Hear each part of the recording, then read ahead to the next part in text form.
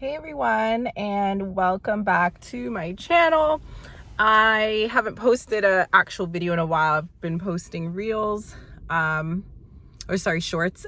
So I know it's been quite a while since you've seen my face, since you've seen me actually talking to you all. But I just wanted to come on and do a quick video. I did do a previous video a few months ago about how I got a work from home job again. For those of you who do follow me, I did create a video before that talking about how I got my very first work from home job. But I have since transitioned from that job to another work from home job. And I just wanted to talk to you guys about how it's been going. And I just wanted to give some words of encouragement, words of advice for those of you who are looking for work from home jobs right now, especially with it about to be a new year. I mean, it's New Year's Eve in where I am in Canada. So I know for some of you, it might already be New Year's Day. But on this side of the world where I am, it's New Year's Eve, and a lot of you may be thinking about New Year's plans and goals and what you want for January of 2025. And where you see yourself and what direction you want to go in life and overall, what you want out of life. And for me, I knew that I wanted flexibility. I wanted freedom. I wanted the ability to make money from home. And that's not always an easy thing to do. And I'm not going to sit here and lie to you. I mean, in my previous video, I did tell you the process that I took to finding a work from home job. And it's not easy. I'm not going to say it is, but it does take dedication. It does take confidence. It takes believing in yourself, and it takes really revising your resume as regularly as possible. Catering your resume to the roles that you're applying for. I know for me, I'm working for, they call it a software as a service company. So it's in the tech world, but we're dealing with software that is used as a service. So that was me dipping my toe into the tech world, really. I always worked before in education, and that was where I was most comfortable. And, it was definitely something new and different for me to, sorry with the camera, guys. I'm just trying to figure out a good place to rest my hand. So I know for a fact that for any of you who may be new into the tech industry or the tech world, it's very different. It's very, very different. And I will say it's different in the sense that there are high expectations of you. The work demand is very, very, very high. There are some days where I work overtime and I'm not getting paid for it.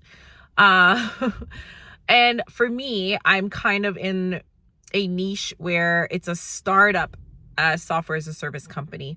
So not that it's only been around for a couple years, it's been around for quite a while, but it's still in the startup stage where there's not a lot of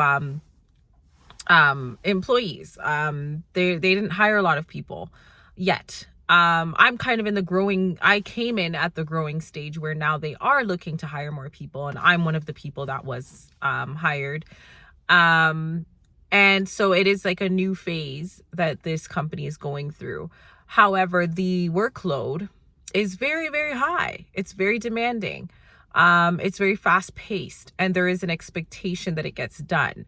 There is also this expectation that every customer should be satisfied, even if the request is a little bit, above and beyond what you normally would accept in a let's say a larger company. With this being a smaller company, they want to accept everything and say yes to everything. That's a part of their motto, is saying yes to everything, which at first it sounded like a great idea, but the impact of saying yes to everything for us, especially as a new hire, is we are expected to do everything, no matter how much time it takes out of your day, no matter how demanding that is. There is also kind of a lack of support in the sense that there just isn't enough staff. So there are some challenges with that. Would I suggest starting off in tech with a smaller company or startup?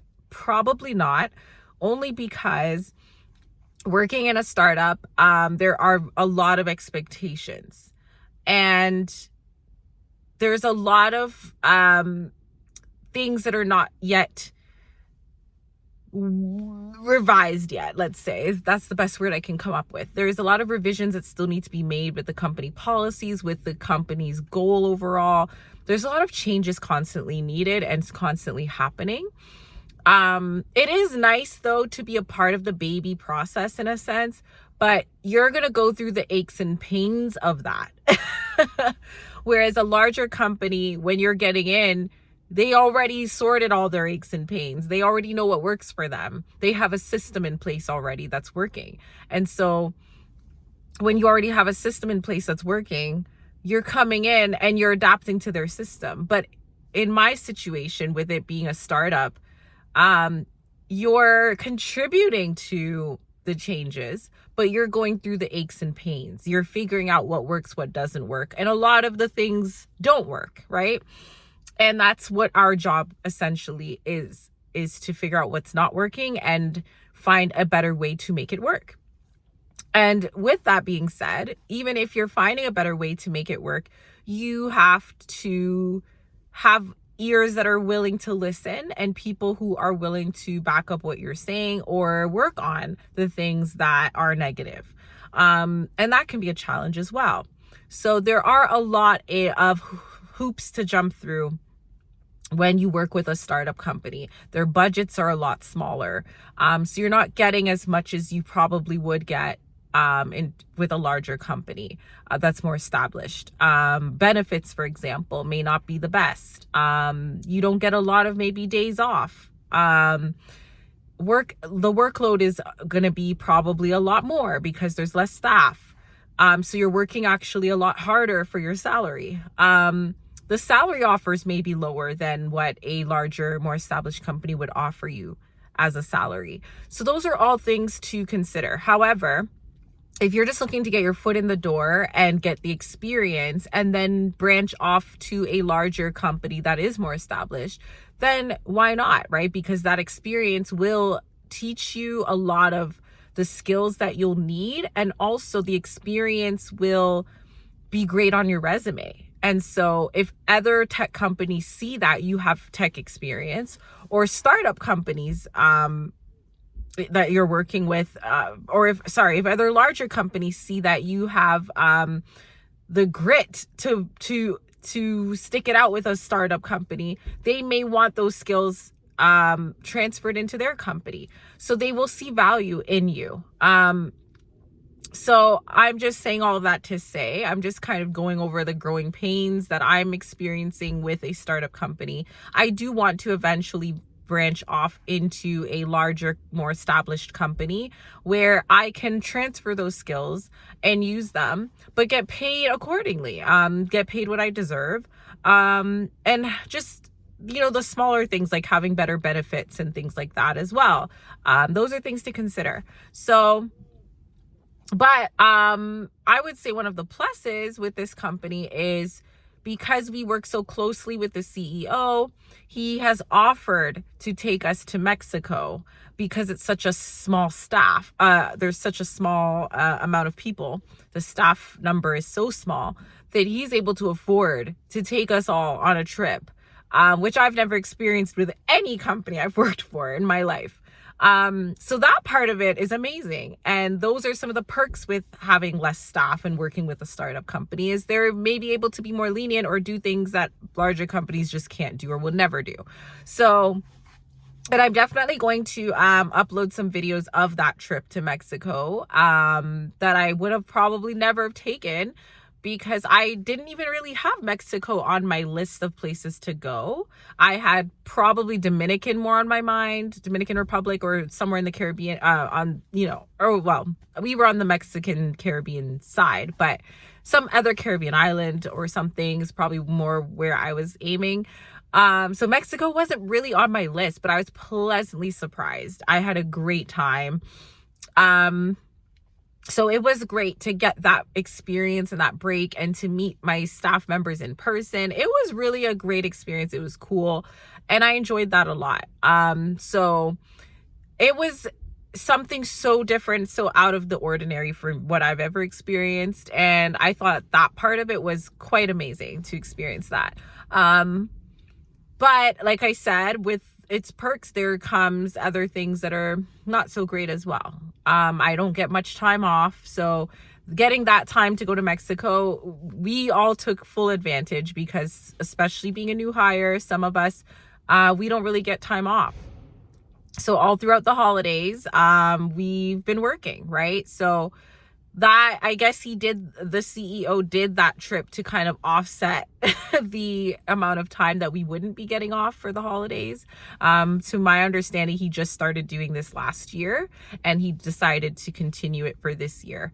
So yeah, there's some things that you have to consider with a startup, especially a startup in tech or software as a service company. But these are experiences and skills that I can take with me for the rest of my life. Very transferable skills. I've learned a lot. And the training was super intense and it was very, it was intense. I will not lie about that. It was a very intensive process. The training was not easy. It was difficult, but I decided that I was going to go all out and give it my all, which I did. And I made it through the training. And they kind of had it set up where it was kind of like a pass or fail kind of situation. Like you either pass the training or you fail the training. And I guess if you fail the training, they're not gonna hire you. I don't really know what the outcome would be, but I gave it my all. Was I exhausted after? Oh yes. It was a lot of information, a lot of things to learn, a lot of unlearning and relearning, and programs and computer software that I've never used or never heard of, and learning how to use them and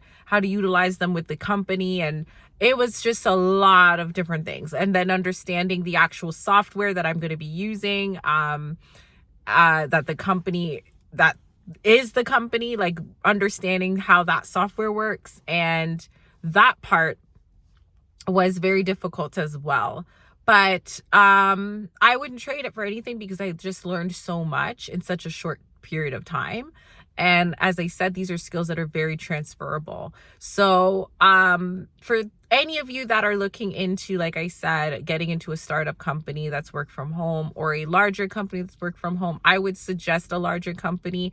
But if you have to get your foot in the door somehow and a startup is willing to hire you, then go for it. And then use those skills to then apply for something better in the next couple years or year or two or whatever you choose, what your time frame is. But just know that there will be a lot of aches and pains that come with that if you're going to be with a startup company, especially in the tech world. And I really had to rewire my brain because, like I said, I come from an education background. It's so different, right? It's not as logical and as a matter of a fact as working in tech. Working in tech is very matter of a fact, very logical, very left brain, I guess I would say. Most of my colleagues are into playing video games and anime and right. So I am like completely the opposite. I don't watch anime. I don't play video games. So for me, it's very different. And I am coming with a whole new perspective. But what I like is that the company is willing to hire people who are from different walks of life, who don't all look the same or act the same or have the same interests, because they understand the beauty of diversity and what that does. So, and the different perspectives that can come in when you're diverse. So me not fitting in, so to speak, by being like that, is probably a good thing because I can come from a different perspective, especially with my role. I'm dealing directly with the clients. And so I'm going to be coming from a more personable, relatable, approach with the clients where I can talk to them. You know, I know how to talk to people. I know how to make people feel good, make people feel heard and understood, and make them feel warm and fuzzy inside. And maybe that's some of the skills that some of the other colleagues I have may not have developed, because they're very matter of fact and they're very left brain. So and I'm sociable, and so those are the kind of things that I'm going to be bringing in, and having a new perspective on how the system works and how the software works, and how there's certain areas in the software that could be better and improved, and coming from the customer's point of view, because I'm new in the company. So I'm coming with a fresh perspective that maybe would have been overlooked by someone who has been with the company for a little while, and they understand everything, every last code and every last detail of the software. So I'm bringing in a fresh new perspective, which I think is great, and I'm looking forward to continuing to do so. But I'm also looking forward to the opportunity to eventually branch off into a larger, more established company where I can get some better benefits and work-life balance. And I want to just repeat this to all of you. Work-life balance is super important when looking for a position, even if it's work from home, because I thought working from home meant automatic work-life balance. Like, I was under this perception that you automatically will have work-life balance when you work from home. Was I wrong? Okay. The first work from home job that I got, it was way more laid back, and that's because it was in education. So the expectations were not as high. But let me tell you, if you decide to jump into this tech world and you work from home, expectations are very high, and you are going to be booked and busy. You are going to be always busy. You are going to always have meetings. You are going to always have to input some kind of opinion. There's always going to be work to do. And I'm not saying that work from home means that you shouldn't have work to do. But the downtime is basically zero. Okay. So, just know what you're getting yourself into, and not every work from home job is the same. They're all very different from each other. And you have to just know what works for you, what you can handle, what you can't handle. For me, it was a bit of a shock, with how much of the workload I would have had to endure. And what was even more shocking was the work-life balance was just so non-existent that I was struggling to figure out, how do I accomplish all of these things that I need to get done in one day and still go home at a decent time, because I'm not going to get paid for this overtime. So how do I maneuver this? So I've had to come up with some ways to work very efficiently. And there's been days where I skipped lunch, which I don't recommend. But there have been days I skipped lunch. There have been days I put off. If I had to meet with a client, I was like, listen, we're going to have to meet another day. I'm sorry. I have a lot of, some other things came up and I won't be able to meet with you. But if you can let me know what other date and time works for you. So you have to be flexible. You have to be willing to move things around if need be. You may have to miss a few lunches. Not recommended, but if it's what it is, it's what it is. But it's going to keep you busy. And I'm looking forward to eventually having some work-life balance, because it's not attainable for the long haul, especially if it's a stressful role. So just bearing all these things in mind is something that I would love for you guys to consider. And ask in the interview stage about the work-life balance of the company and of the role, and what does the day-to-day look like for the role. I mean, some companies may not tell you the whole truth. I did ask, I didn't ask about work-life balance, but I did ask about the day and day of the role and what that looks like. And the answer I was given was a lot more laid back than what I'm doing. And with a startup, you will be wearing several hats, is what I would say as well. Like, you may not just be doing your role. You may be expected to do other roles, in all wrapped up in one. And yeah, the pay is not great for all the things you're going to be doing. So just consider all of these things. Like I said, startups is probably best done as a get in, get out method where you get the skills and this everything that you can, and then you get out and move on to something better and greater in a bigger company if possible. So that's everything that I want to say to you guys. And I'm gonna have more videos to come. This year we're gonna be more, consistent with the video content. So I'll have more to say. That was not all, but I just want to cut the video here because, we want to keep it short and sweet. So I will see you guys next time. Happy New Year when it comes, and I will see you again.